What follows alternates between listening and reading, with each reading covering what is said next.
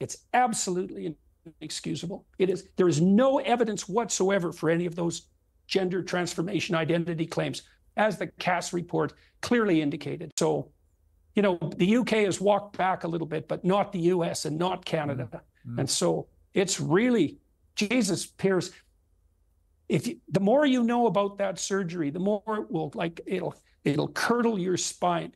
It's experimental medicine conducted by butchering sadists at its absolute worst.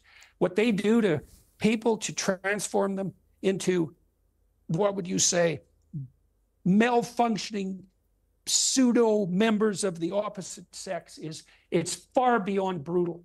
And I would like to also point out clinically that there's been evidence for a very long time that sadists are overrepresented in the profession of surgery. Mm. And all you have to do is think for about 15 seconds before you could figure out why that might be.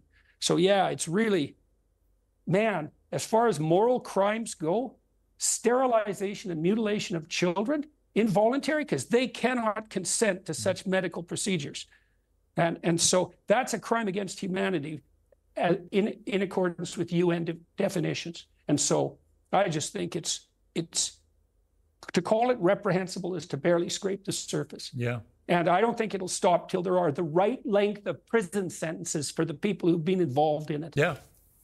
The other thing that Elon Musk has been at the center of course, is the battle, as he puts it, for free speech. And you're seeing it coming under attack, probably like we've never seen free speech be attacked before. Is it because, Jordan, people don't understand what free speech actually is? Or is it because this woke mind virus that Musk talks about has turned people who, if you ask them, would say, oh, I'm a liberal, but it's actually turned them into a new breed of fascists? Well, we can't, again, underestimate the impact of the new technologies.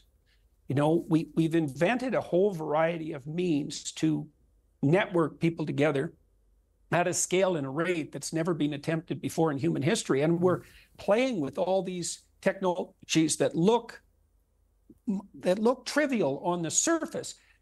For example, on Twitter, for a long time, the character limit was 140 characters. Well, we have no idea what happens to the human race when you link hundreds of millions of people together and flood them with political information and only allow them to communicate in a 140 character burst. I mean, that's equivalent, Piers, that's equivalent to a radical biological mutation. Like, it's a major transformation, and it's only one of a series of such transformations that are continually occurring in the virtual space. And so one of the things we have to understand is that we can't contend with this because we don't understand the significance of the technologies.